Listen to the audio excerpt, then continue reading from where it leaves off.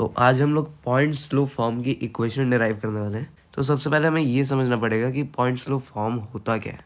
तो इसमें हम बेसिकली एक स्ट्रेट लाइन जो है उसकी इक्वेशन डिराइव करने वाले हैं यूजिंग ओनली वन पॉइंट।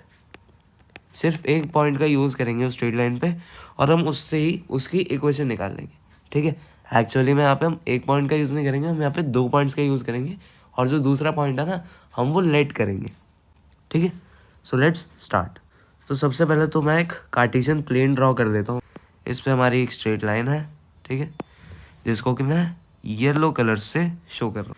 अच्छा, इस पे मैंने जैसे कि कहा था कि एक पॉइंट हमें गिवन होगा जो कि मैं यहाँ पे लेट कर देता हूँ, यहाँ पे कहीं होगा क्यू है वो। ठीक है, और क्यू जो पॉइंट है उसको मैं लिख देता हूँ x1, y1। ठीक है, अच्छा हाँ, एक और चीज़ बता दूँ कि स्ट्रेट लाइन की जो इक्वेशन है ना वो जनरली आपको लीनियर फॉर्मेट की दिखेगी। ठीक है, लीनियर सी, जैसे वो नहीं होता ax plus B Y plus C equals to 0, तो एक लीनियर इक्वेशन होती है। ठीक है, इन टू वेरिएबल्स। तो अगर आपको लीनियर इक्वेशन दिखती है इसका मतलब कि आपका आंसर जो है वो आ चुका है। अभी हम लोग स्टार्ट कहाँ से करें, हमें एक पॉइंट दिया है और जो कि ये है हमारे पास। ठीक है, और हमें एक स्ट्रेट लाइन दी है। ठीक है, तो अभी जितना हमने पढ़ा है स्ट्रेट लाइंस को, तो हमें बस एक ही चीज़ पता है और वो है स्लोप। स्लोप का क्या फार्मूला होता है? स्लोप का फार्मूला होता है एक तो tan थीटा होता है।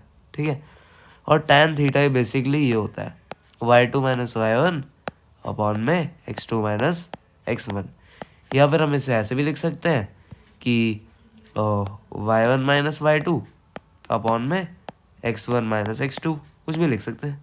हमारे पास अगर हम इसे x1 लेट कर रहे हैं, इसे हम y1 लेट कर रहे हैं, ठीक है, तो हमारे पास एक और एक्स्ट्रा पॉइंट की कमी है, तो हम फिर स्लोप से ही एक इक्वेशन डिराइव कर सकते हैं। तो मैं काम करता हूँ ना, देखो एक पॉइंट तो हमारे पास ऑलरेडी है, तो मैं एक और पॉइंट लेट कर देता हूँ जैसे कि मैंने कहा था। तो सपोज मैं यहाँ लेट कर देता हूँ। ठीक है, इसके कोऑर्डिनेट्स में लिख देता हूँ x, y।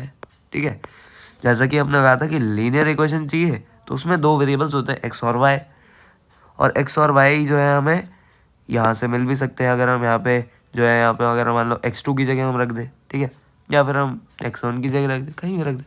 तो अभी हमारे पास दो पॉइंट्स आ चुके हैं, एक है k और एक है q। जो k पॉइंट है उसके कोऑर्डिनेट्स है x, y, और जो q पॉइंट है उसके कोऑर्डिनेट्स है x1, y1। इसको अगर हम स्लोप के फॉर्मूले में रखेंगे तो इसको x2 और इसको x1 लेट किया है, y2 इसको y1, तो उससे हमारे पास फार्मूला आ जाएगा। ठीक है, और यहाँ से हमारे पास फाइनल रिजल्ट निकल के आ जाता है, शिफ्टिंग विफ्टिंग करके हमारे पास आ जाएगा y minus y1 equals to m x minus x1। और यही है पॉइंट स्लोप फॉर्म से एक equation formed.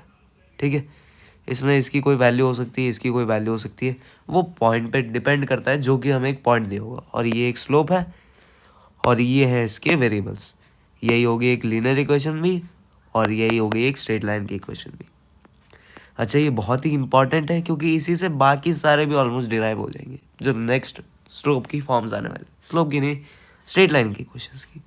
So that's all for today, thank you.